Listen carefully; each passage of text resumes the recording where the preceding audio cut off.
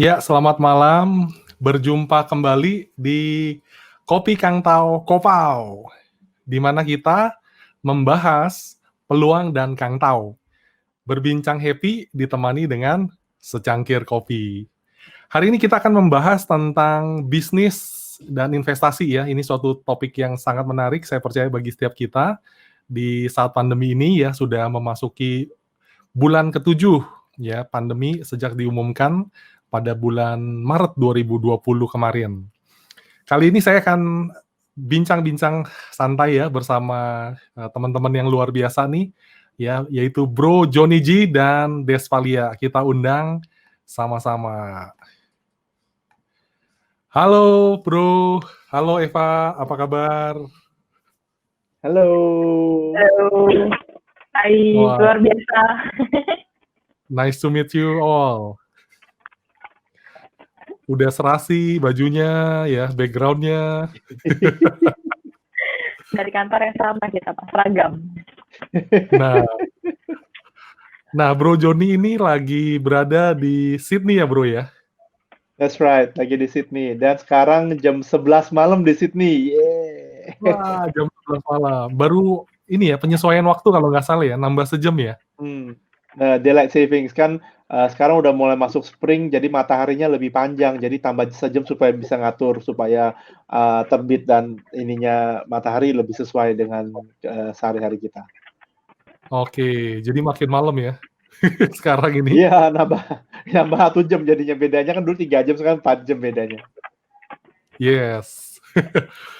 Nah, sekarang Bro Joni ya, kita didampingi juga oleh Eva nih ya. Eva mewakili milenial ya, masih muda sekali ya, dengan karir yang cemerlang ya. Oh, and bright like a diamond ya. Nah, udah jadi COO nih sekarang ya. Aduh, Saya puji Tuhan. udah bayangin udah jadi CEO kemarin ini. Jangan. Nanti jangan melengkahi Pak Joni. Nah, malam hari ini topik kita nih seru nih ya. Nanti boleh cerita-cerita juga Eva ya, bagaimana perjalanan karirnya ya kan. Nah, malam hari ini kita kan mau bahas tentang bisnis dan investasi ya. Kalau dilihat ya beda sih gitu kan, tapi kalau dilihat lagi ada mirip-miripnya juga ya. Nah, apa sih sebenarnya beda antara bisnis dan investasi dulu nih? Mungkin dari Bro Joni. Oke, kalau pemikiran saya seperti ini, bedanya bisnis sama investasi adalah ini. Investasi ada di mana uang bekerja untuk uang, ya. Jadi itu perspektifnya seperti itu. Jadi investasi ada uang bekerja untuk uang. Nah, bisnis adalah bagaimana people and system itu menghasilkan uang, ya. Jadi saya punya quote seperti ini. As an investor, sebagai investor, you can make money work for you. Ya kan? As an investor, you can make money work for you. Tapi as an entrepreneur, you can create product and services that can change the world. Wow. Jadi coba kita rasapin sebentar tuh. Jadi dua-duanya penting. Jadi sebagai investor keren, bisa dapat uang kerja buat kita, ya kan, itu keren. Tapi sebagai pebisnis atau entrepreneur juga keren, karena produk dan jasanya bisa ubah dunia. Nah, sebagai investor sulit untuk ngatur produk jasanya supaya bisa seperti apa, nggak bisa gitu loh. Tapi dia bisa buat uang kerja buat dia gitu loh. Jadi itu pemikiran saya sih. Oke, itu sari yang cukup menarik tuh, Bro.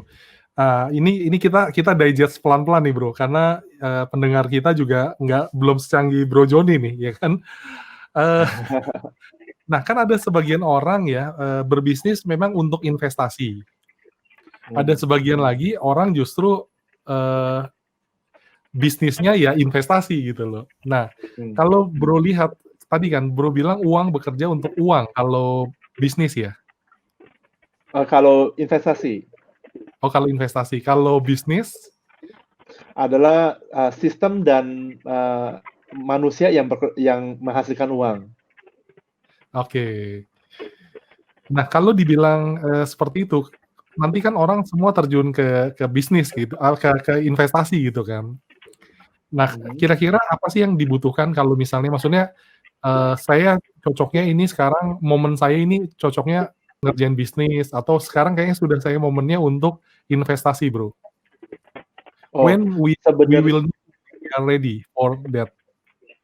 sebenarnya momen itu gimana ya? Ada yang mulai investment dulu, baru mulai bisnis. Ada yang mulai bisnis dulu, baru mulai investment. Sebenarnya tidak ada yang mana yang duluan. Jadi Mmm, masing-masing untuk menghasilkan uangnya, untuk me-create berhasilnya itu punya rule of the game yang berbeda dan butuh skill set yang berbeda gitu loh. Jadi lebih ke kitanya suka yang mana, cocok yang mana. Ya kan? oke. Jadi ada yang dari awal terjunnya langsung investasi karena dia suka, dia enjoy dan dia berhasil di sana. Ada yang terjunnya langsung ke bisnis. Habis itu dia sukses di bisnis, baru mulai dari hasil uang itu dia mulai investasi supaya gini, Mmm, prinsipnya kan kita butuh butuh nanti berapa sumber penghasilan, ya kan? iya. Seperti kayak kayak dengan berapa sumber penghasilan, kalau ada satu sumber yang tersumbat, yang lain kan masih ngalir gitu loh. Oh iya, betul. Seperti sekarang ya dalam era pandemi ini kan banyak juga yang berpatokan atau hanya bersandar pada satu pemasukan dan ketika satu Hmm. sumber pemasukan itu kesulitan, mereka juga kesulitan nih untuk nutupin biaya pengeluaran sehari-hari mereka nih, Bro. Betul, betul. Nah, itu pandemi ini membuat kita belajar bahwa pentingnya itu punya berapa sumber penghasilan gitu loh. Nah, tapi ini take note, walaupun penting untuk berapa sumber penghasilan, tapi harus dibangun satu persatu. Kalau Mmm, sekaligus semua dibangun, belum ada yang jadi. Biasanya kalau waktu kita bangun tuh masih proses belajar, proses uji coba. Kalau kita satunya belum jadi, belum menjadi cash flow buat kita, kita masih suntik dana terus. Bayangin kita buka 5 atau 6 semua suntik dana, lama-lama kita KO. Kita jadi mmm, itu karena sumber dana kita kan terbatas lah ya, ya. Jadi kita harus ini jadi udah mulai ngalir, baru kita bikin yang satu lagi jadi ngalir, nah nanti baru bikin banyak sumber-sumber penghasilan. oke, awesome. Nah, ini boleh cerita ngobrol dikit nih tentang, background Bro Joni nih. Saya nggak tahu, Eva sudah pernah dengar belum nih? Eee, kita kan pertama kali kenal ini ya Bro Joni ya, waktu Bro Joni masih di sebuah perusahaan ya, masih sebagai profesional. Nah, walaupun Bro sendiri juga pernah ada, background di bisnis ikan gitu kan Bro. Nah, mungkin Bro Hmm. bisa cerita sedikit nih, mungkin kan sebagian pendengar ada yang saat ini masih bekerja gitu kan, tapi sekarang gajinya udah dipotong separuh gitu loh. Dia udah mulai berpikir nih, apa saya harus masuk ke bisnis kah atau saya masuk ke investasi? Nah, mungkin Bro Joni bisa cerita nih dulu transformasinya seperti apa, Bro? Oke, dulu jadi sebelum ke ikan dulu ya, sebelum ke ikan, dulu sebelumnya sebagai konsultan trainer lah ya, itu ada di istilahnya cowok panggilan ya, dipanggil kemana-mana gitu untuk Mmm, berikan sharing atau training atau fasilitasi gitu ya. Kliennya cukup lumayan bagus dan level yang hadirin itu cukup bagus. Per jamnya cukup bagus lah ya, intinya seperti itu. Nah, jadi waktu itu menjalani seperti itu, tahun 2008 kalau nggak salah, itu terjadi krisis minyak. Waktu terjadi bener, krisis minyak, banyak perusahaan cut budget untuk training dan yang jasa yang saya jalankan. Itu buat mereka bukan essential lah, training nanti ya kan, itu yang penting sekarang marketing, omset atau biar biar biar jalan dulu ya kan. Jadi, budget-budget buat training stop gitu kan. Jadi mmm, otomatis penghasilan saya otomatis juga terpengaruh, juga juga stop gitu kan. Nah itu buat saya boleh belajar, oh ternyata nggak bisa handalnya cuma satu income ya kan. Nah mulai mikir yes, ya kan, saya pengen bisnis apa nih yang bisa istilahnya uh, kalau krisis atau terjadi apapun, income masih jalan terus, harapannya seperti itu. Nah, jadi iya, masuk ke dunia budidaya ikan. Nah, waktu itu kan sebagai konsultan saya kan ngomong soal entrepreneurship, bangun bisnis, bagaimana bangun mmm, bisnis tanpa modal. Nah, bangun bisnis selain tanpa modal harus tanpa modal sendiri ya, modal uang sendiri, tapi bisa menguntungkan, bisa dampak mmm, sosial bagi orang, ya kan, dan bisa dampak kepada lingkungan, ya kan, environment. Nah, itu bilang, wah Pak ngomongnya gampang Pak, buktinya mana? Ya kan, Bapak cuman ngomong doang gitu, Wes, ininya gimana? Nah, ambil tantangan itu, ya udah saya terjun di bisnis budidaya ikan tanpa modal saya. Jadi saya prove my thesis itu tanpa modal uang, itu Iya. bisnis bisa dibangun dan waktu tahun jadi kenapa budidaya ikan? Karena saya riset ternyata 2050 kalau terus ambil ikan dari laut itu akan kekurangan ikan dan ekosistem laut akan berantakan. Jadi kalau kita budidaya itu dari pembenihan, dari riset pembenihan jadi gede, jadi makin besar dan akhirnya bisa kita panen dan kita bisa sustain ya kan untuk kebutuhan pangan kita khususnya di seafood gitu ya.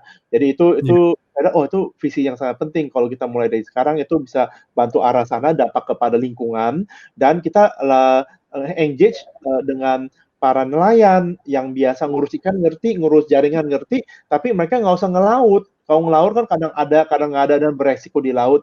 Nah, dengan budidaya ini kita akhirnya berdampak ke 116 keluarga kalau nggak salah di daerah yang kita kerjakan. Nah, 116 keluarga ini jadi keluarganya tuh terbantu karena kita beli bahan lah, kita butuh ini gitu, butuh pakan ikan dan lain-lain. Mereka yang supply, kita dampak selain karyawan kita tuh sekitarnya terdampak seperti itu ya kan. Jadi udah lindungi lingkungan dan dampak kepada sosial dan sekaligus profitable. Nah, saat itu kan kalau pakai dana saya berarti pakai dana investor kan. Nah, saya nggak kenal investor besar. Jadi saya cari investor kecil-kecil. Ini istilahnya sekarang crowdfunding. Dulu nggak ada istilah itu, zaman itu masih jadul. Masih jadul, nggak ada istilah crowdfunding, nggak ada ya gitu. Jadi istilahnya kita urunan dana rame-rame untuk kita bisa bisnis bareng-bareng, intinya seperti itu. Nah, jadi aku bikin konsep seperti itu. Jadi setelah bagi tahun pertama itu terjadi dan panen, kita omset tahun pertama bisnis kita itu hampir 2 juta US dollar. Jadi hampir 30 miliar tahun pertama. Wow. Bro, itu Ya, berapa investor waktu itu tuh, Bro? Oh, itu berapa puluh ya? Ada 60 atau 70 investor kalau nggak salah. Jadi rame-rame, bener rame-rame. Jadi Bro berhasil ngumpulin 60-70 investor tuh waktu itu aja ya? Tahun Ya, 2008-an? bertahap sih. Oke. 2009 atau 10 deh kira-kira seperti itu. Oke, bertahap Ya. ya. Dari awalnya berapa, Bro? Bertahap. Enggak, bertahap 1, 2, 3, dan bertahap gitu. Jadi terus ngobrol ketemu. Jadi nggak sekaligus kekumpul, jadi lebih bertahap step by step gitu. Iya. Oke, nah itu udah 2 juta US dollar tahun pertama ya, Bro ya? Luar biasa. Jadi setelah bagi-bagi dengan investor, potong biaya-biaya, kita masih dapat 20% kalau nggak salah masih bersih, which is very good for bisnis yang masih baru, tanpa modal saya gitu kan. Jadi sejak itu sering diundang bicara di mana-mana tuh, caranya gimana, dan lain-lain gitu loh. Jadi kita proven konsep berhasil gitu. Ya, was 2012, 2013 lah kira-kira seperti itu. Wow. Oh, artinya waktu itu udah jalanin ya crowdfunding, walaupun secara manual nih ya ceritanya ya? Iya, secara manual. Oke. Nah, coba kita beralih sebentar nih Bro ke Eva nih, nanti jangan sampai Eva ketiduran lagi nih. Nah, enggak lah. Oke. Nah, kalau Eva mewakili milenial nih, gimana? Eva kan saat ini udah jadi CEO nih ya kan, bagaimana Eva seorang milenial melihat tentang dunia bisnis ya, tentang investasi, atau Eva sendiri sudah investasi ya di properti atau di mana? How do you manage your wealth? Oke. Kalau tadi kan Pak Joni sophisticated banget ya explanation-nya. Jadi kalau saya super simple. Kalau ibaratnya kalau misalnya kayak contohnya kayak bisnis itu kayak kita masih yang harus kerjain gitu. Tapi kalau investasi ya duitnya yang kerja gitu. Nah kalau misalnya untuk yang tadi kan Pak Joni kan bilangnya lebih ini ya, orang kan beda-beda gitu tipenya yang lebih suka bisnis dulu terus investasi atau dan lain-lain. Kalau misalnya kalau aku sendiri itu memang pertama kali memang nggak ada investasi yang gimana sih, paling cuma nabung doang kan, kita udah kerja terus nabung, terus pas udah mulai masuk perusahaannya Pak Joni harus belajar tentang investasi ya, memang perusahaan investment kayak gitu kan, belajar investasi ya udah dari situ kerja, investasi, baru buka bisnisnya gratis gitu dari hasil Oh. investasi gitu. Wow. Jadi memang kemarin itu kayak buka usaha semuanya ya udah pakai bukan lagi dari tabungan, tapi ibaratnya investasinya berapa nih kita udah tahu, misalnya saya udah tahu tiap bulan dapat berapa gitu kan. Ya udah jadi udah di planning tapi tetap di planningnya tuh lebih kayak saya mau bayar ini mau punya cicilan, misalnya mau punya apartemen, mau punya rumah gitu kan, itu udah ada ininya lah, schedule-nya. Terus kayak ini udah mulai bulan ketiga misalnya, contohnya bulan ketiga udah bisa boleh diapain nih gitu, duitnya mau diapain nih, udah kayak banyak aja ya.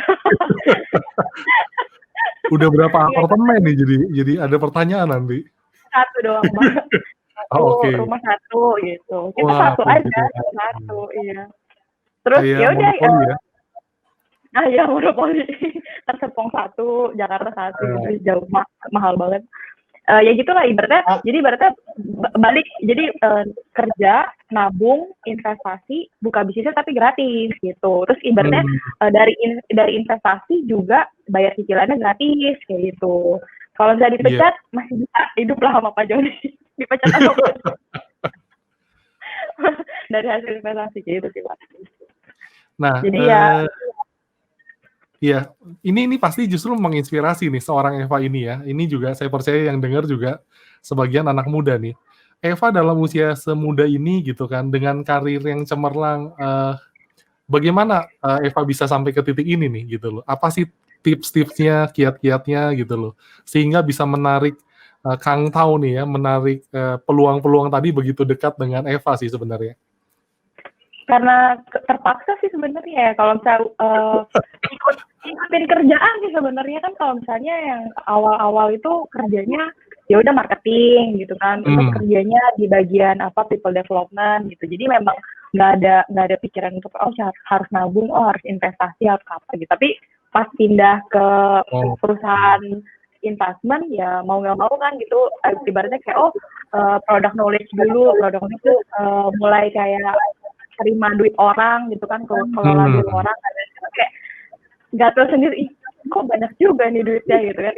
Baru di situ baru kelihatan kenapa yang kaya tuh bakal terus kaya gitu, karena ibaratnya dengan bunga yang sama tapi modal yang berbeda gitu, berbeda jauh gitu ya, itu sangat menentukan. Jadi akhirnya kayak ya udah, tapi balik lagi yang tadi Pak Joni bilang gitu, jangan langsung semuanya dimasukin investasi gitu, terus nggak ada cash sama sekali, itu juga nggak bagus gitu.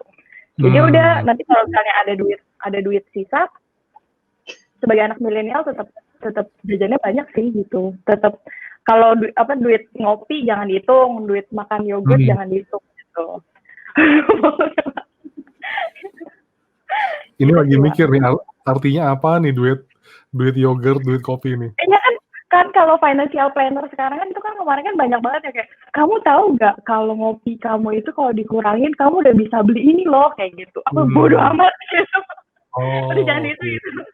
Yang lain boleh dihitung, tapi kalau ngopi jangan dihitung lah. Kasian lah gitu, udah kerja capek-capek kan, harus dinikmati. Betul begitu Pak Joni? Tuh, kan sekarang hasil investasinya yang bayarin kopi, bukan hasil kerja kamu. Nah, beda orang lain. Jadi sebenarnya gajinya utuh gitu. Wow. Ya, jadi kayak, aduh, bingung nih bulan depan ngabisinnya gimana ya? Enggak lah. Makin panas nih yang denger nih. Oh ya guys, yang lagi dengerin ya, ini kan makanya namanya acara live. Jadi teman-teman bisa berinteraksi ya, silakan komen nih. Jadi apalagi ada pembicara-pembicara yang luar biasa yang bisa juga langsung jawabin nih. Jadi silakan teman-teman yang lagi nonton secara live bisa komen, bisa kasih pertanyaan. Oke, nah kalau pasti juga ini nih, senang banget saya dengarnya ya. Jadi bukan lagi pakai duit gaji ya, tapi dari duit investasi gitu kan. Nah tadi ternyata Eva bilang justru harus investasi ya Pak. Hasil investasi dalam arti misalnya contoh saya investasinya 100 juta gitu, bunganya berapa, returnnya berapa gitu. Tapi ya berapapun saya pakai, misalnya tiap bulan saya buka saya buka bisnis, contohnya kayak saya buka franchise gitu tiap bulan, ya tapi 100 Iya. jutanya tetap ini gitu. Nanti orang mikirnya kayak, oh 100 juta terus kayak tiap bulan potong-potong habis, enggak, hasil investasi ya, hasil investasi. Bukan investasinya diambil tiap bulan, tapi harus salah. Iya, benar. Oke, artinya tadi saya tangkap juga Eva menempatkan diri justru ya di perusahaan yang di mana Eva bisa belajar ya. Tadi bahasanya Eva bisa sampai seperti ini karena terpaksa dalam tanda kutip ya di dalam Iya. sebuah kondisi di sebuah perusahaan di mana kita dipacu untuk berkembang, diberikan opportunity juga untuk belajar seperti itu Eva ya. Akhirnya Eva jadi awalnya terpaksa belajar produk knowledge tentang investasi, ya how to manage, belajar dari Pak Joni gitu kan. Oh, belajar investasi gini, yang ngelihat uang orang, ngitungin uang orang, akhirnya terdorong juga gitu Eva ya. Betul Pak. Kalau misalnya masih muda mah ngikutin bukan cari tempat kerja yang bagus sih sebenarnya, cari bos yang bagus gitu. Kok bagus ya yang bisa bimbing lah gitu. Apalagi kan nanti kan Pak Paulus kan juga mau ini kan ya. Siapa tahu ada teman-temannya juga di perusahaan investment gitu. Katanya ada buka lowongan bisa dibantuin cari. Yes. Benar. Oke, jadi itu tipsnya ya. Jadi carilah perusahaan yang dimana kita bisa berkembang. Jangan cari. Kalau masih muda ya gitu. Kalau udah tua, ya lain lagi ya. Beda cerita lah itu. Kalau masih muda masih bisa milih-milih kan gitu kan. Kalau masih muda itu memang banyak pilihan, cari jodoh bisa milih, cari kerja bisa milih. Kalau udah tua ya udahlah. Pasrah ya. Oke. Katanya kalau masih muda ini ya Pak. Pas masih muda banget mikir who am I, siapa saya gitu kan. Ketika udah mulai lebih besar lagi ya, udah mulai genit-genit, cari ya siapa dia ya, who is she gitu kan. Nah, terus katanya kalau udah sampai jatuh tempo ya, udah sampai umur sekian katanya tadi dari siapa saya jadi siapa dia, akhirnya jadi siapa saja gitu loh. Semoga saya nggak sampai ke tahap itu ya. Nah, mudah-mudahan nggak sampai situ. Bercanda. Oke. Nah, kita kembali lagi ke Bro Joni nih, Bro Joni. Nah, kalau Bro Joni lihat sendiri gimana nih? Kan pasti ketemu banyak ini ya, investor gitu kan. Gimana nih di kalangan milenial? Mereka sudah makin aware atau sebenarnya sama aja yang milenial maupun generasi sebelum-sebelumnya atau gimana, Bro? Nah, justru yang informasi yang kita dapat di lapangan, ada beberapa statistik juga menunjukkan bahwa milenial itu jauh lebih tertarik investasi daripada generasi sebelumnya, which is itu bagus, hal yang bagus ya kan. Lebih tertarik, lebih mau dicari tahu, lebih interested dengan hal-hal investasi gitu kan. Nah, jadi ini hal yang baik. Itu sih tertariknya. Tapi jumlah investasinya belum ada datanya. Soalnya yang kita punya data juga adalah konsumsinya juga luar biasa. Benar. Kaum milenial konsumsinya itu luar biasa. Jadi mungkin kita dapat informasi mereka tertarik cari tahu, tapi kita belum ada data berapa banyak yang mereka dari income mereka porsikan ke buat investasi atau buat bisnis. Jadi yang kita tahu bahwa mereka punya lifestyle untuk tadi ya buat ngopi dan lain-lain itu lumayan tinggi. Benar. Itu kalau kita lihat di Starbucks lah katakanlah, itu kita bisa lihat tuh dari bermacam-macam strata ya ada di sana gitu loh. Yang amazing juga sampai mohon maaf yang gajinya UMR pun masuk Starbucks juga gitu, Bro. Tapi itu cita-cita loh Pak. Maksudnya kalau waktu saya kuliah itu saya dream job saya adalah saya harus kerja di kantoran yang building office gitu, terus kayak kemana tiap hari tuh beli Starbucks gitu. Kebanyakan nonton Hollywood kayaknya. Oke. Hollywood sama Korea kayaknya. Iya gitu, jadi memang itu kan yang kita tonton tiap hari kan, jadi kita pikir oh iya yang keren tuh kayak gitu, kerja di apa perusahaan yang gede, di building yang gede, terus tiap hari tuh abis lunch bawa kopi Starbucks gitu ke kantor. Jadi kan maksudnya kayak gitu kan pegang kopi, terus ada tas tenteng di sini itu pegang kopi betul. Gitu kan, terus logonya pas di depan. Jadi jalan logo pas di depan. Starbucks nih. Take a minute to ini ya, rearrange, look at the brand gitu kan. ya tapi memang begitu Pak. Oke, nah tapi itu di sisi yang satu tadi ya, tingkat konsumsinya tinggi, tapi mereka they can still invest ya bro ya? Nah, justru tertarikan untuk belajar investasi cukup tinggi. Jadi kemarin kan aku lagi ikut kelas financial planning dan itu ada beberapa statistik yang dilakukan oleh lembaga pendidikan tersebut. Hmm, Ternyata keminatan untuk belajar itu di kaum milenial cukup tinggi. Jadi bukan cuma financial planning cuma buat usia yang tertentu, enggak. Ternyata lumayan merata dan batch per batch kaum milenial tuh makin meningkat. Jadi itu menunjukin interest-nya tuh untuk topik itu makin meningkat gitu. Which is berarti bagus. Berarti kalau mengenal finansial makin dini, ya seperti Eva masih muda udah boleh bilang financial freedom, dia udah bisa kumpulin aset ya kan. Nah ini tinggal tinggal nanti udah berapa tahun lagi sih Eva udah bubuju ya, ibu-ibu borju ya. mantap. Nah ini bro, udah ada pertanyaan masuk nih bro. Hmm. Dari ya Pak Windy Wijaya, malam baik mana untuk kita yang masih produktif? Untuk berinvestasi pada instrumen seperti apa? Ya mungkin seperti di peer-to-peer lending, crowdfunding, atau saham lokal atau global. Dengan risk moderate yang dapat kita terima untuk hasil yang baik jangka panjang 5-10 tahun itu berapa sih bro gitu loh. Oke. Jadi ini quoting ini saya quote akong saya ya. Akong Wih, saya Warren Buffett, kenal nggak? Dia nggak kenal saya kenal dia lah. Oke, jadi pertama, Anda hanya investasi dengan hal yang Anda mengetahui. You only invest things which you know, ya kan? Kalau yang Anda tidak tahu, itu adalah resiko, ya kan? Dan kalau hmm, resiko tidak di-manage dengan baik, itu bisa jadi hal yang bahaya, ya kan? Jadi bisa membahayakan. Jadi kalau kita dengan tambah knowledge, tambah pengetahuan, pengertian, akan mengurangi resiko supaya lebih profitable. Jadi itu dulu, ya. Nah, jadi yep, baru sebut yep. banyak produk seperti itu. Paham nggak setiap produk itu resikonya apa? Jangan pikir untungnya doang, tapi setiap Hmm, produk memiliki resiko, risk exposure. Ya, jadi memiliki resikonya seperti apa. Kalau peer-to-peer lending itu resikonya apa, ya kan? Terus kalau tadi produknya apa nih? Saham, resikonya apa? hmm, Kalau ini resikonya apa? Jadi setiap produk, setiap vehicle punya resiko yang berbeda. Jadi hmm, yang harus kita invest pertama adalah sebenarnya pengetahuan, knowledge, ya kan?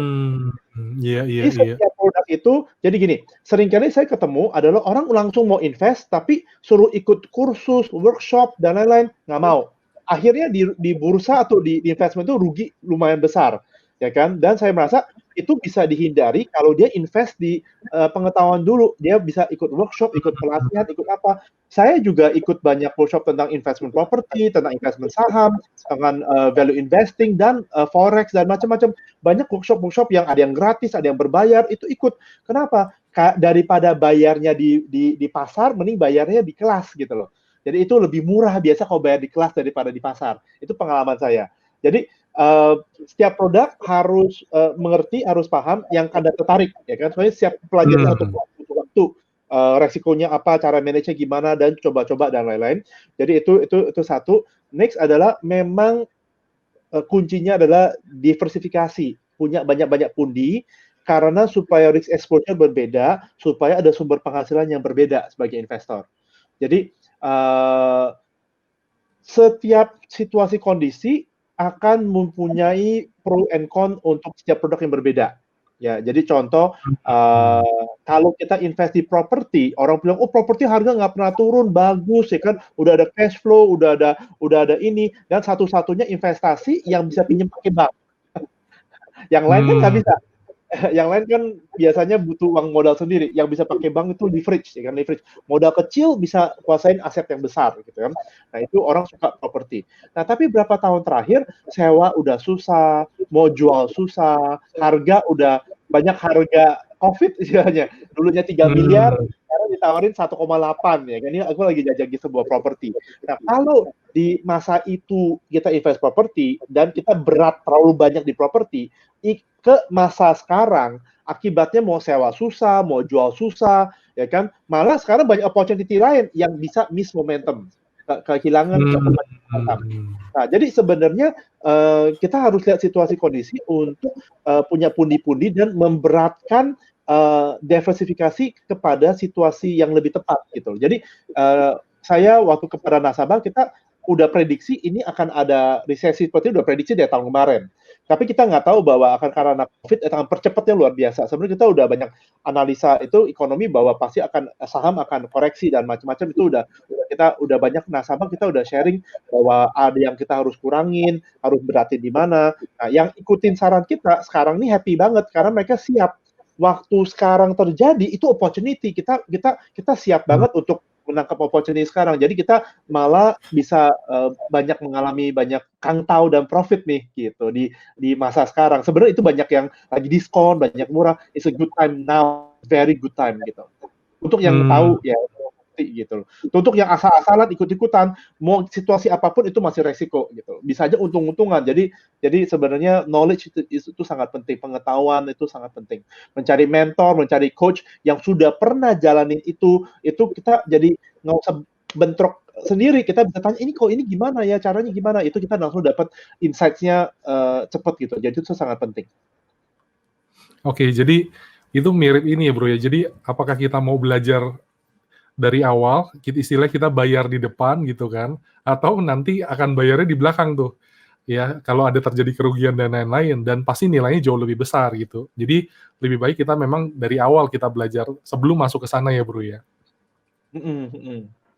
Dan lagi pula saya tambahkan juga ini, saya kan kadang ini bro, diminta sharing juga kan di bimbingan pranikah bro, sebelum orang nikah ya. Nah itu kita ingetin juga, jadi ketika kita masuk ke satu bidang yang kita sendiri nggak kuasain, itu sebenarnya mirip dengan judi, bro. Untuk masuk ke suatu hal yang tidak bisa kita kontrol dan kita tidak mengerti, ya kan? Akan muncul besar atau kecil, kita kan nggak pernah tahu gitu. Jadi penting sekali untuk kita mau menginvestasi apapun, kita belajar terlebih dahulu gitu ya, bro ya. Nah tadi yang kalau yang dianggap risk-nya moderate, bro, berapa sih sebenarnya imbal balik ya, hasil yang baik itu sebenarnya kalau dalam jangka waktu 5-10%, bro? 5-10 tahun. 5-10 tahun. Iya, 5-10 tahun pertanyaan. Jadi gini, jadi seperti kayak angkat beban, kita pasti mulai dari yang istilah gini, prinsipnya adalah kalau return-nya rendah, resiko lebih rendah. Return-nya tinggi, resiko lebih tinggi. Nah, resiko itu bisa di-manage dengan pengetahuan. Nah, jadi prinsipnya seperti itu. Kita bisa mulai dengan lebih rendah karena itu nggak butuh terlalu banyak pengetahuan. Contoh apa? Deposito bank, contoh. Itu kan nggak perlu tahu apa-apa. Yang penting dia masukin bank udah beres. Itu paling simple. Ya dapat bunga setahun 4%, contoh seperti itu. Tapi kita lupa inflasi. Inflasinya biasa lebih tinggi dari bunga bank. Bunga bank udah diatur, selalu di bawah inflasi. Jadi sebenarnya uang kita itu nilainya nyusut karena inflasi. Tapi kita pikir angkanya nambah, nggak kerasa. Jadi maksudnya inflasi gimana? Contoh ya. Ada ruko nih yang di depan dekat sekitar kita ya kan harganya mungkin berapa lah, mungkin 3M atau berapa. Kita jual tuh ruko. Ya, tahun-tahun ini kita jual 2020 kita jual ruko contoh. Terus kita masukin ke deposito ya kan. 10 tahun kemudian berbunga kita nggak pakai bunga makin gede tuh depositonya. Kita cairin setelah 10 tahun, kita coba ruko yang beli yang sama kita coba beli. Udah nggak kebeli, bro. Oh, iya betul. Jadi itu maksudnya inflasi, nilai uang kita nggak bisa beli barang yang sama di kemudian hari karena harga barang naik, ya kan? Jadi itu kita dengar banyak lah Coca-Cola sekarang harganya 6.000 perak atau berapa, dulu kan cuma 300 perak. Ya, jadi misalnya uang segitu kalau kita di deposito itu tidak ini. Jadi deposito fungsinya bukan buat investasi, lebih buat sementara. Ya, jadi banyak orang tidak paham itu, tidak paham inflasi, kita taruh banyak di deposito malah tidak begitu efektif. Ya, sebenarnya itu cuma awal doang. Setelah itu belajar lagi yang tingkatnya lebih tinggi. Nah, resikonya apa nih dengan tingkat lebih tinggi? Nah, tingkat lebih tinggi lagi, resikonya apa lagi? Nah, nanti udah mengerti itu, baru bisa atur portfolio dengan lebih baik. Nah, fungsinya financial planner adalah mereka yang lebih ngerti. Mereka yang certified financial planner dan seterusnya, itu yang mereka bisa saranin dengan kebutuhan kita itu seperti apa. Kenapa? Kalau kita asal masuk sendiri, kita harus paham dulu dong. Kita harus tahu resikonya, apa aja exposure-nya. Jadi saya nggak berani kasih advice langsung, karena saya nggak tahu situasinya nasabah itu seperti apa. situasi kondisi sekarang, cash flow-nya, tanggungannya, ininya produknya apa yang cocok buat ini, dan produknya apa yang dia sudah ada banyak. Kalau dia sudah ada banyak di certain produk, jangan terlalu banyak di sana, harus dibagi di yang lain. Jadi setiap orang pasti advice-nya beda untuk menjawab pertanyaan tadi. Oke. Tapi kalau buat Bro Joni sendiri nih, kalau yang dianggap resiko moderate ya, yang di tengah-tengah, sebenarnya kita boleh berharap itu berapa sih dapat gain setelah 5-10 tahun investment?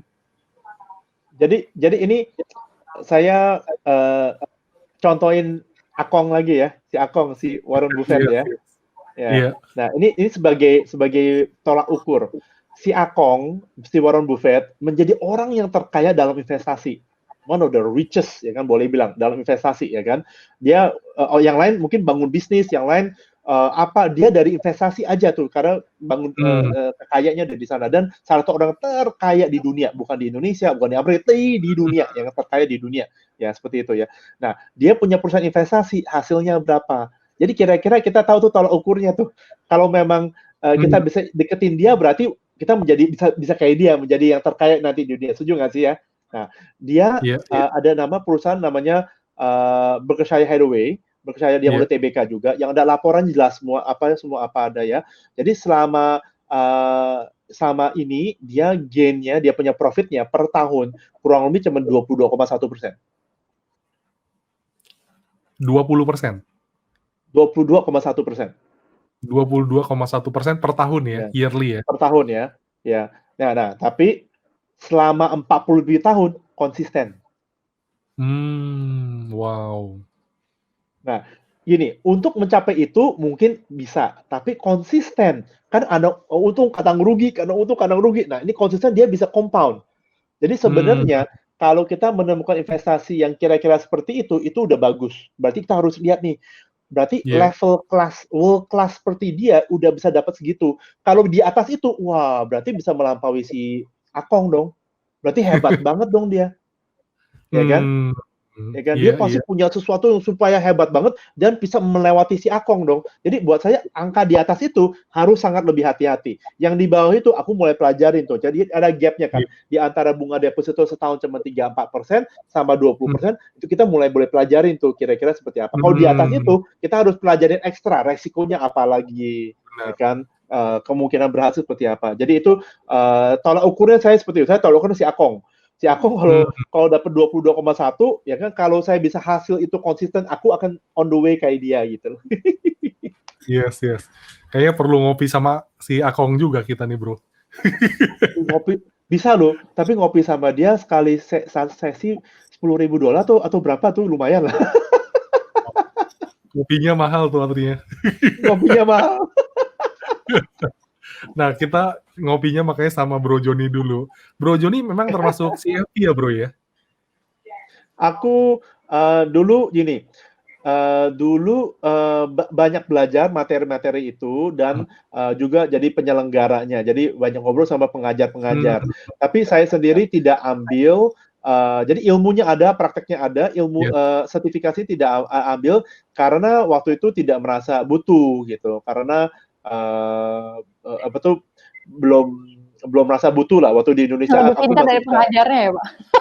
Enggak lah, enggak.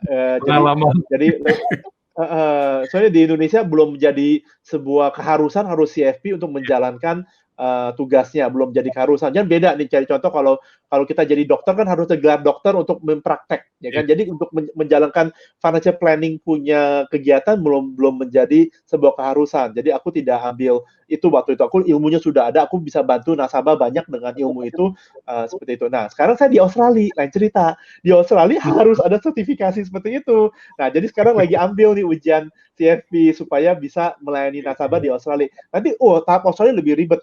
Udah selain CFP ambil, harus ambil lagi yang lokal punya, harus pokoknya ada, karena situasi kan beda. Dia punya hukum, dia punya pajak, dia punya ini pasti beda. Jadi harus ambil kursus lagi yang di ini. Jadi saya ambil di Indonesia supaya bisa di-recognize di sini, supaya bisa transfer kredit, supaya nggak usah ikutin, ya, saya mahal juga kan kalau lebih murah di Indonesia kan ikutin.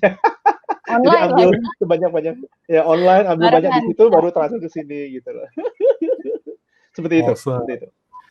Mantap mantap. Ya teman-teman kalau mau ya bisa kontak, Bro Joni nih ya luar biasa, udah nanganin, saya yakin banyak sekali nih Bro ya, klien-kliennya ya yang dibantu, para investor juga yang nyari pengetahuan juga, ilmu bisa kontak Bro Joni. Nah ini menarik, Bro Joni sendiri sekarang kan juga di perusahaan ya, bangun sendiri nih, pemilik, perusahaan investasi nih, ya salah satunya juga, CEO-nya ini Eva nih ya. Nah ini coba kita tanya Eva nih sekarang, apa nih yang menarik nih untuk para milenial bisa invest gitu kan, ada produk apa yang cocok, bisa sambil belajar juga, ya bisa dikenali nih. Tapi kita sambil ini nih, sambil minum dulu nih, Nah, boleh. Bro Joni. Aku minum dulu ya. Iya, iya. Iya, Kalau kita minum misalnya dulu. kalau misalnya di perusahaannya kita itu memang kita tuh nggak pernah yang jualan produk sih, nggak pernah yang kayak mau investasi A, B, C, D gitu kan. Kita memang banyak kan dari yang return yang moderate sampai yang high risk kayak gitu-gitu.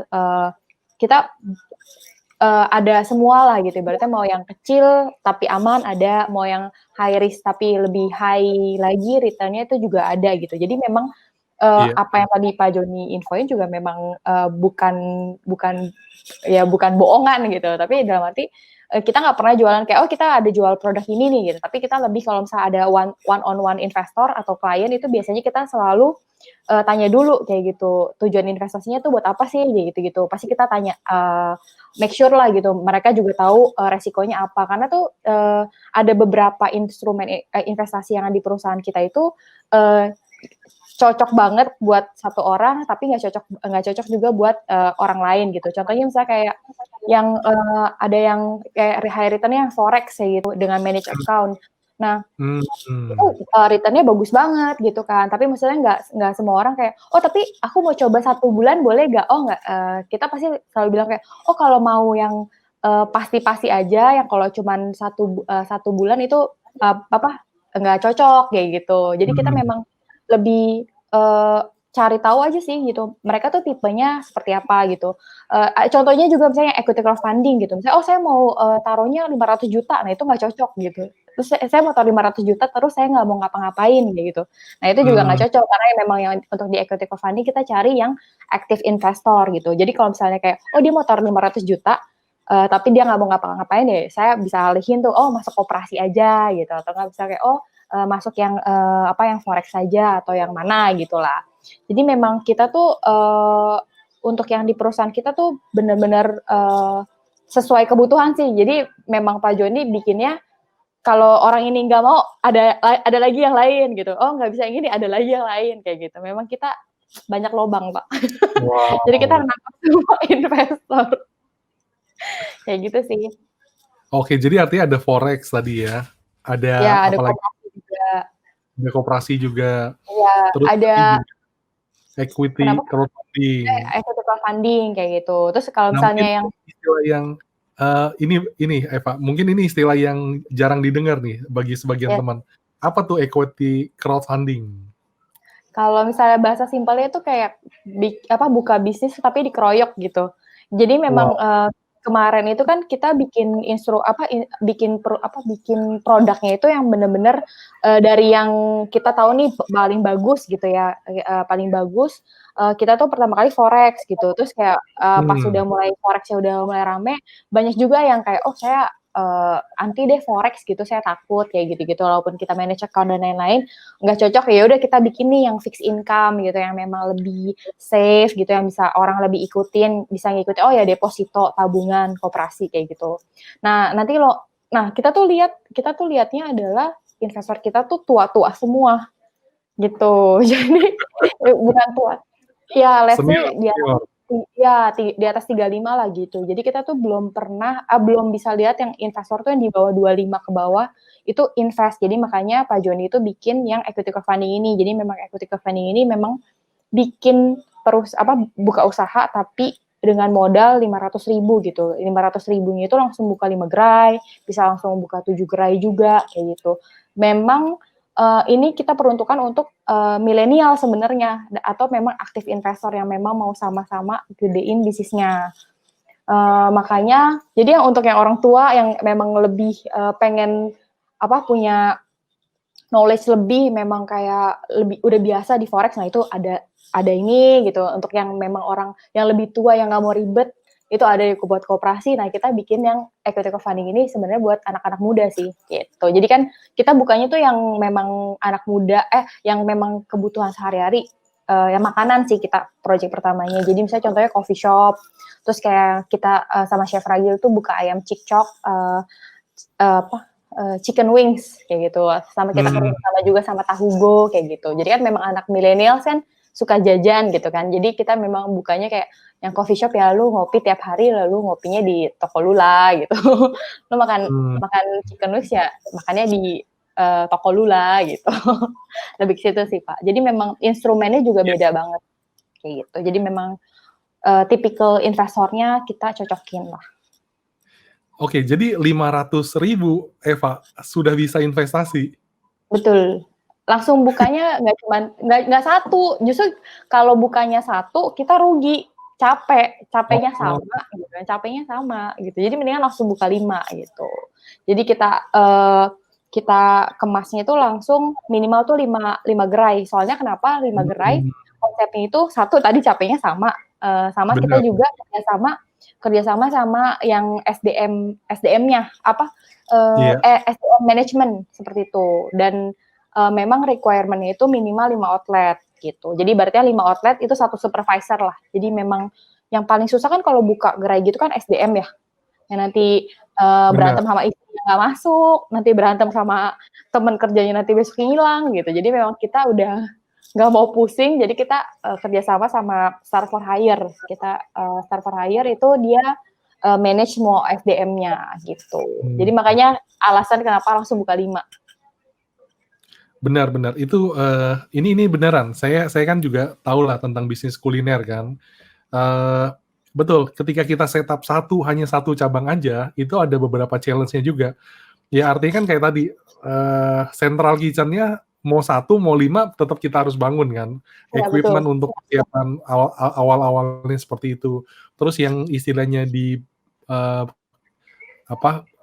kantor di belakangnya ya, yang office yang di belakangnya juga sama iya, kan. minus 1 kalau minus 5 sama aja administrasinya yang harus dipersiapkan gitu kan. Dan satu lagi Eva, ketika kita bikin ketika sepi kita mikir nih yang masalahnya apa karena tempatnya, apa karena produk kita atau apa kita nggak tahu gitu. Tapi kalau kita bangun 5 ketika ada yang rame atau ada yang sepi kita langsung lihat gitu loh. Kalau semuanya sepi ya mungkin gara-gara pricing kita atau produk kita ya kan. Tapi kalau dari 5 ada 3 yang rame, 2 yang sepi ya kita tahu mungkin masalahnya lokasi misalnya seperti itu. So it's a good thing sih bisa bangun sekaligus beberapa. Itu juga pengalaman sih pas pertama kali barengan sama Pak Joni kan kita buka toko donat gitu, 1 di Jakarta, 1 di Tangerang gitu kan. Itu kalau buka langsung 2, minimal 2 tuh udah langsung compare gitu. Compare itu dalam arti kayak kalau orang tempatnya itu yang satu tuh nempel di coffee shop, yang satu tuh di pinggir jalan gitu kan. Jadi yang di pinggir jalan kayaknya lebih banyak tuh dari Grab sama GoFood kayak gitu kan. Kalau yang di Tangerang memang di coffee shop kan. Jadi memang orang yang lebih walk in gitu. Jadi berarti kayak kita tuh bisa manage gitu. Kalau yang di Jakarta kita bikin promonya tuh promo walk in gitu kan. Berarti biar orang lama-lama walk in tapi kita tetap maintain nih untuk yang di GrabFood sama GoFood-nya. Tapi kalau untuk yang di Tangerang ya udah coba edukasi atau enggak mulai kayak iklanin gimana caranya biar GrabFood sama GoFood-nya tuh juga kenceng gitu lah. Jadi memang kalau bukanya cuma 1 memang kita nggak bisa ada compare sih. Jadi pasti nanti ibaratnya si ininya justru yang disalahin gitu. Kok ini sepi kayak gitu kan. Terus kalau misalnya kita buka 5 itu langsung kayak bagi rata sih Pak. Contoh misalnya kayak toko 1-nya rame banget, yang 2-nya sepi kayak gitu. Nah ya udah langsung rata-rata lah gitu. Benar. Berbagi resiko, berbagi keuntungan juga. Gitu. Oke, kalau mau tahu nih lebih lagi tentang equity crowdfunding atau yang lain-lain itu gimana caranya, Eva? Kita tuh selalu ada event setiap hari Kamis jam 3 sore gitu. Jadi memang acaranya itu kita kerjasama sama Iwapi sama Start for Hire. Di situ tuh ada sesi ya, informasi tentang have fun-nya ini. Kita sebutnya have fun ya, equity co-funding-nya. Dan itu tiap Kamis jam 3 sore bisa dicek di Instagramnya Have Fun. Oke, saya tulis di sini ya, Have Fun. Happy funding. Ya kita yang senang-senang aja lah. yang lain udah nyari duit, yang ini buat have fun aja. Oke, teman-teman bisa lihat Instagramnya Have Fun ya. Ada aplikasinya juga kalau nggak salah ya. Iya, betul. Kita saat ini masih close loop. Artinya itu memang belum bisa akses kalau nggak ada referralnya gitu. Nah, nanti mungkin yang dari timnya yang audiensnya Pak Paulus bisa minta referral code-nya ke Pak Paulus gitu. Jadi nanti Pak Paulus dapat Kang Tau. Waduh, berbagi ya, saling berbagi Kang Tau nih. Kalau ada yang mau tanya sama Eva lagi juga boleh nih. Boleh. Instagramnya di Desvalia. Iya. Oke, kita ke komen. Yes, di bawah ini. Di bawah ini. Oke, by the way Eva masih single kan ya? Masih single kan? Single, masih mencari. Oh enggak dong. Available. Udah available. Udah update status. Ya udah update statusnya gimana sih Pak? Masa corona nggak dapet gitu kan? Udah 3 tahun. Alhamdulillah masih ada yang mau. Nah, siapa tahu nanti kan udah lihat Instagramnya Eva kan udah tahu tuh statusnya kan. Iya. Nanti go publiknya kalau udah ini. Oke, kita ke Pak Joni kembali nih. Ya Bro Joni ngebangun ya saya sebutnya ekosistem ya, bisa invest dengan berbagai macam investasi gitu kan. Apa sih visi Bro bangun ini semua sih? Oke, jadi kita lihat bahwa banyak lembaga yang internasional ya, jadi seperti PwC dan McKinsey dan beberapa lembaga lain yang memprediksi Indonesia punya ekonomi akan grow 3 kali lipat 300% dari nanti 2000 sekarang sampai 2030 ya kan. Jadi itu gara-gara bonus demografis dan lain-lain. Jadi itu udah prediksi akan grow 300%.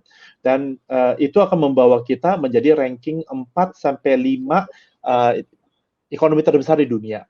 Jadi dengan melihat seperti itu, saya melihat waktu saat itu mulai usaha adalah kalau itu terjadi, berarti masyarakat kita itu di atasnya Singapura, di atas Australia, di atas Hong Kong, ya negara-negara yang sekarang di atas kita gitu kan, kita akan melewati mereka. Nah, tapi produk financial yang ada di Indonesia, maaf kata, structuring-nya tuh tidak baik gitu, tidak begitu baik, dan akhirnya yang saya prediksi akan terjadi ya terjadi. Yang teman-teman lihat di berita soal yang heboh-heboh tuh BUMN, perusahaan asuransi, dan banyak perusahaan itu turun, itu sebenarnya saya udah prediksi dari jauh hari karena strukturnya udah nggak benar. Nah, waktu itu nasabah ada yang percaya nggak percaya terserah. Basically kita udah lihat seperti itu. Jadi kita lihat bahwa kalau ini terus terjadi, Indonesia bagaimana bisa sustain untuk menjadi grow-nya 300% dan jangan sampai yang kaya jadi kaya, yang miskin-miskin. Jadi tetap disparity of wealth-nya mungkin besar. Jadi kita pikir kalau kita tidak melakukan apa-apa sekarang, 300% growth-nya itu lari kepada oknum tertentu saja. Ya. Betul. Jadi kita percaya bahwa harus juga ada produk-produk yang standar internasional bawa ke Indonesia. Jadi kemarin cara kita structuring kita punya produk-produk, kalau benar-benar orang yang ngerti produk di bidang keuangan, untuk dia denger, dia gedeng-gedeng kepala, ini benar-benar compliance-nya tinggi banget, luar biasa gitu, standarnya luar biasa. Even banyak yang luar negeri pun mau invest di kita, karena standar kita memang benar-benar standar internasional, bukan standar lokal aja gitu loh, dengan cara kita kelola kita. Jadi terbukti masa-masa seperti ini kita punya ada koperasi simpan pinjam, terbukti tidak masalah, tidak ada problem, pencairan lancar, yang lain masalah, yang lain satu-satu berguguran. Kita withdrawal lancar, bunga lancar, tidak ada masalah karena kita kelolanya, manajemennya sangat-sangat bagus gitu loh. Jadi itu sudah terbukti masa-masa ini pada lancar. Jadi bersyukur kita nasabah mulai masuk lagi, nasabah baru mulai gabung lagi sama kita gitu. Yang existing mulai repeat order lagi sama kita gitu lah. Itu kita bersyukur. Gitu. Oke. Jadi itu kita lihatnya seperti itu. Intinya sih Indonesia akan grow luar biasa. Mayoritas saya dapat infonya lebih dari 60-70% itu akan di bawah usia 25. Jadi akan muda sekali. Jadi saya pikir investasi bukan cuma buat kalangan yang baby boomer, tapi kita harus siapin juga kalangan buat millennials. Karena itu kita ada equity crowdfunding ini, hub fund ini untuk menjembatani antara yang trending, yang lagi trend, sama nanti kepada yang long lasting gitu. Jadi kita combine jadi bridging. Yes, betul. Nah, tadi Bro cerita juga kan tentang ini ya, Eva ya cerita tentang kan di Heaven itu khususnya memfunding ya para ini ya usahawan kuliner ya. Nah ini kita bisa lihat kan selain di kesehatan tuh yang jual masker segala macam, di kuliner kan memang juga berkembang kan. Nah mungkin saya sampaikan di sini ya, tadi kan Bro Joni juga sama ya, cerita kan di awal mungkin masih bekerja gitu kan. Setelah itu ketika sudah mulai ada dana bisa masuk ke bisnis atau masuk ke investasi. Nah, teman-teman bisa dengar tadi yang Pak Joni dan juga Eva sudah sharingkan, itu juga salah satu peluang ya, atau Kang Tau nih yang bisa teman-teman pertimbangkan ya. Kalau misalnya itu salah satu yang teman-teman cocok ya silakan hubungin ya Bro Joni ataupun Eva ya di Instagram tadi kan Eva dan juga Pak Joni. Nah, saya sampaikan juga di sini tentang ini ada juga lowongan-lowongan Bro Joni. Jadi khususnya malam hari ini ada 2 perusahaan nih yang juga masih membuka lowongan. Jadi kita bisa lihat ternyata memang bisnis kuliner itu juga masih bagus ya Bro ya. Termasuk yang bagus nih di dalam masa pandemi ini, walaupun kadang-kadang kita lihat tergantung cara mengelolanya ya Bro ya.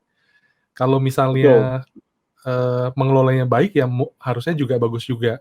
Nah ini yang pertama ada dari Sat Mesin ya. Ini bayangin Bro, ada lowongan juga untuk cari sales roti keliling Bro. Ya jadi sales roti keliling ini teman-teman bisa lihat ya ada HRD, admin sales supervisor, admin finance and accounting, courier, office boy, SPV HRD, SPV accounting finance, marketing communication ya. Ini lowongan yang juga teman-teman bisa apply ya kalau memang teman-teman karena kan itu ya Bro ya, kalau masuk ke investasi ataupun bisnis pasti kan mesti pengetahuannya cukup dulu ataupun uangnya cukup gitu kan. Pilihannya kan itu kan. Kalau belum punya uang ya harus skill-nya atau pengetahuannya cukup gitu kan. Kalau belum ya mesti cari gitu kan. Nah, salah satunya adalah melalui pekerjaan. Teman-teman bisa cek ya kalau ada yang tertarik bisa ke hrd.satmesin@gmail.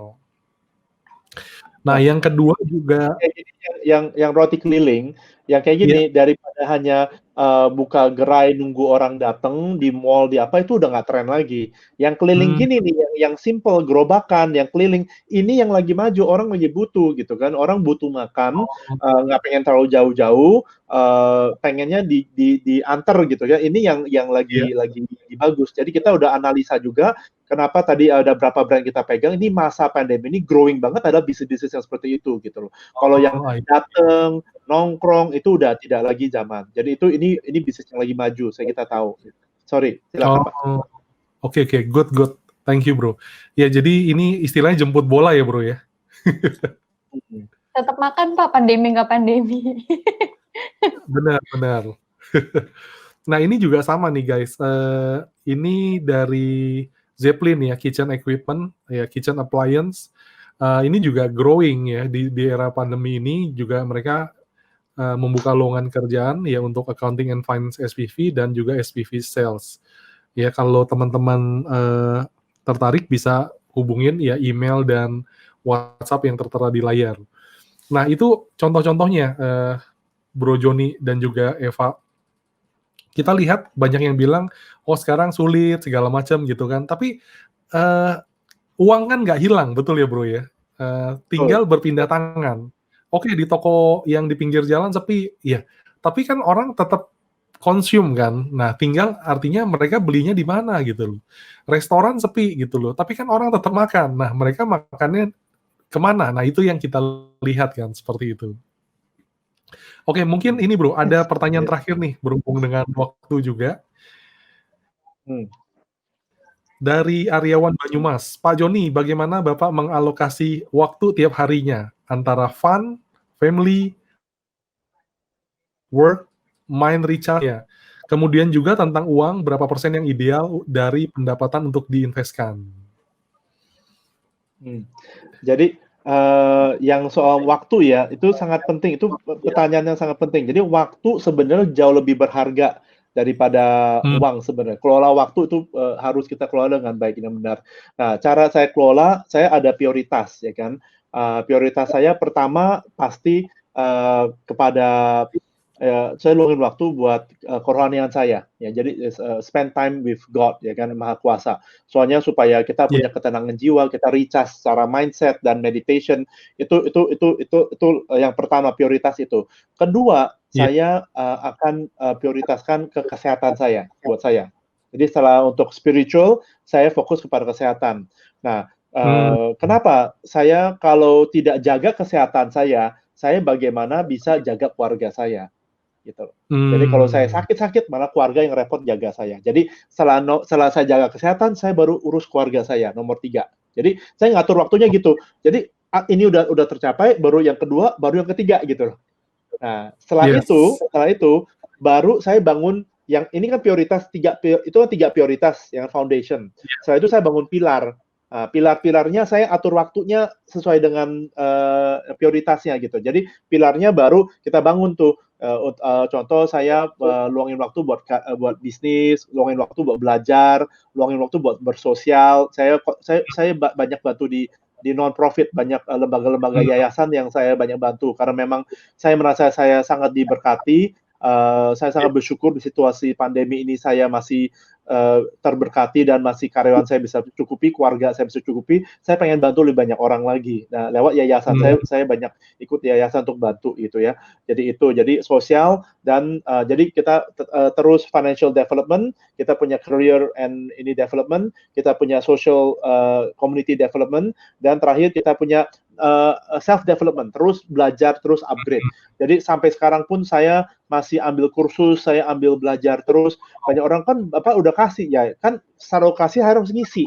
Ya, jadi saya harus nambah ilmu terus, ya kan, belajar online, belajar apa untuk saya isi terus. Jadi itu sih cara saya alokasi waktu ya, untuk ngatur tadi kan fun, family dan lain-lain, itu saya atur seperti itu ya. Dan berapa uang yang ideal untuk investasikan. Nah, tergantung single atau married, punya anak atau enggak. Jadi ini ada berapa guideline. Kalau Anda single dan tinggal di rumah keluarga, jadi masih muda nih ya, masih tinggal di rumah keluarga, seharusnya Anda bisa nabung 50%. Oke. Ya, seharusnya bisa nabung 50%. Kalau tidak bisa, berarti boros. Nah, nabung dulu, nanti baru ada dana darurat, baru kita investasi. Jadi itu ada tahapnya. Jangan langsung investasi, harus ada dana darurat. Nanti kita jelasin dana darurat ini supaya bisa nangkep peluang di masa-masa seperti ini. Kalau tidak ada dana darurat, ya kita nggak bisa menjaga diri dan tidak bisa nangkep peluang. Ya, dan investasi kita bisa aja timingnya tidak pas. Ya, jadi kurang lebih 50% alokasi buat nabung. Kalau udah punya dana darurat cukup, baru kita lebihnya baru mulai investasi. Ya, jadi seperti itu. Nah, jadi alokasinya dari pendapatan kurang lebih 50%. Kalau single tinggal di rumah orang tua. Kalau single ngekos di sewa tempat orang lain, berarti nabungnya idealnya 30% dari pendapatan. Ya, jadi 30% dari pendapatan. Ya, jadi karena kan ada biaya sewa, ada biaya kos, ya kan, itu biaya makan. Kalau di rumah orang tua kan listrik dibayarin, makan dibayarin, nggak usah ngurusin bersih-bersih, ya kan. Keterlaluan itu kalau nggak bisa nabung segitu gitu ya. Single aja bisa nabung sampai 30%. Itu banyak hematnya tuh tinggal sama orang tua. Ya, pondok orang tua indah ya. Nah, jadi itu buat yang single yang tinggal keluar, ya kan. Nah, kalau udah married belum punya anak, kan 2 income biasanya ya, 2 income. Tergantung, ada single income, ada 2 income. Kalau suami istri pun kerja double income, harusnya bisa nabung 50% lagi. Jadi isinya total income-nya keluarga, 50%-nya ditabung, 50% buat keluarga gitu. Ya, buat ditabung dan buat investasikan. Nah, tapi kalau punya anak udah lain cerita lagi. Jadi itu again stages setiap tahap kehidupan pasti adjusting. Nah, saran saya adalah itu guideline aja. Saran saya sebaiknya ngobrol sama financial planner minimum setahun sekali. Wealth coach, financial planner setahun sekali. Ngobrol aja situasi saya seperti ini, seharusnya gimana. Kan ngobrol aja. Belum tentu harus make any decision, tapi setidaknya ada sparring partner untuk tektokan dan akan sangat membantu gitu. Itu sih yang saya boleh sharing ya, kira-kira ya. Ada pertanyaan lagi atau ada tambahan, silakan. Ya, kayak medical check up ya bro ya, setahun sekali ya medical check up. Ya, soalnya kan income berubah, pengeluaran berubah, mungkin punya anak, mungkin apa berubah. Jadi diupdate setahun sekali udah lumayan cukup sih gitu. Benar. On track nggak nih dengan tujuan-tujuan hidupnya, goals-goalsnya on track nggak nih, atau perlu adjusting, dan mungkin ekonomi berubah, mungkin harus adjusting portfolionya lebih banyak di mana. Jadi itu yang dilakukan oleh wealth coach dan financial planner itu dilakukan seperti itu. Yes, benar. Oke, nggak berasa kan bro, Eva, ini sudah 1 jam. Nah, mungkin dari Bro Joni ya, ada kata penutup apa nih ya, yang pasti kita lihat peluang tetap hadir di depan kita ya, di dalam kondisi apapun juga, termasuk dalam pandemi ini. Mungkin dari Bro ada kata penutup, dan dilanjutkan ke Eva nanti, monggo. Oke. Buat saya adalah seperti ini. Yang saya tadi ceritakan, kita harus terus belajar ya, dan harus belajar kepada yang tepat juga. Jadi maksudnya gini, bayangin kita pengen bikin kue lapis, ya kan? Ya, kita belajarnya pasti sama orang yang sudah berhasil bikin kue lapis bertahun-tahun, terbukti berhasil. Kita dengerin dia, setuju ya? Lucunya seringkali kalau dalam investasi, kita nggak mau belajar sama orang berhasil, kita belajar sama orang gagal. Wow, jangan bikin kue lapis. Saya berapa kali gagal, ya kan, modalnya habis, waktunya habis. Jangan bikin kue lapis, susah. Resikonya besar. Padahal itu karena tidak ada pengetahuan, tidak belajar kepada orang yang tepat. Jadi kuenya gagal terus.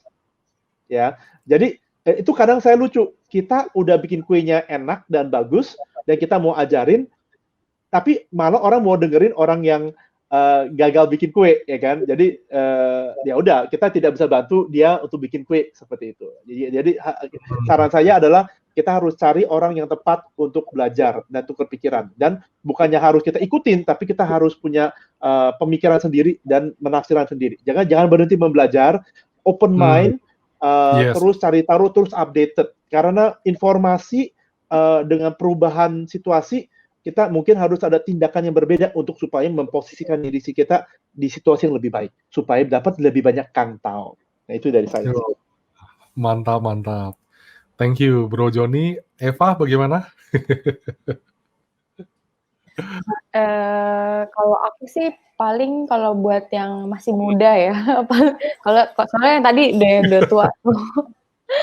Kalau aku mungkin untuk teman-teman yang masih seusia aku gitu, misalnya masih 20-an gitu, maksudnya balik lagi yang tadi Pak Joni bilang, kalau belum bisa investasi, nabung dulu lah gitu. Jadi memang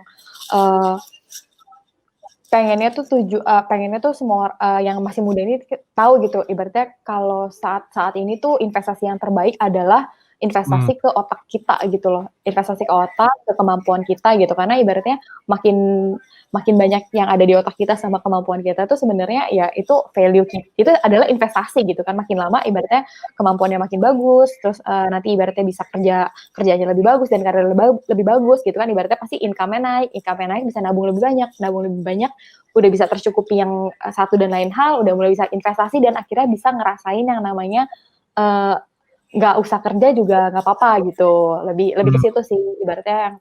Yang paling penting adalah investasi ke diri sendiri dulu, itu paling penting banget. Jangan selalu penuhin gelas lah gitu bahasanya ya, selalu kalau ketemu orang baru tuh kosongin gelas biar kita di refill sama dari outside gitu, ibaratnya mau bagus mau jelek diterima aja dulu, nanti kita yang tahu kan, kita yang filter gitu, bagus atau enggak, ini berguna atau enggak, ini kita banget atau enggak gitu. Jadi ibaratnya lebih ke situ sih, investasi ke diri sendiri, selalu kosongin gelas kalau kita ketemu orang lain, terus nabung lah, setidaknya nabung dulu lah gitu. Bisa nabung, bisa investasi, baru bisa pensiun dini gitu. Itu adalah cita-cita saya, pensiun dini. Oke. Ya, thank you banget Pak Joni untuk Eva. Thank you juga sudah diundang. Nice talk banget ya. Saya percaya ini pasti bermanfaat bagi teman-teman yang udah dengar. Bisa nangkep apa yang peluang-peluang apa yang tadi sudah disampaikan ya. Tidak harus semua di grab juga, tapi pilihlah sesuai dengan pribadi kita ya, apa yang paling cocok buat kita ya. Bawa dalam doa juga ya, tadi Bro Joni udah sampaikan. Oke, sekali lagi thank you Bro Joni, Eva. Ya, tetap semangat sampai berjumpa kembali di Kopi Kang Tao Kopao berikutnya. Selamat malam. Semangat. Thank you. Salam Kang Tao. See you. Bye-bye. Bye-bye. Thank you.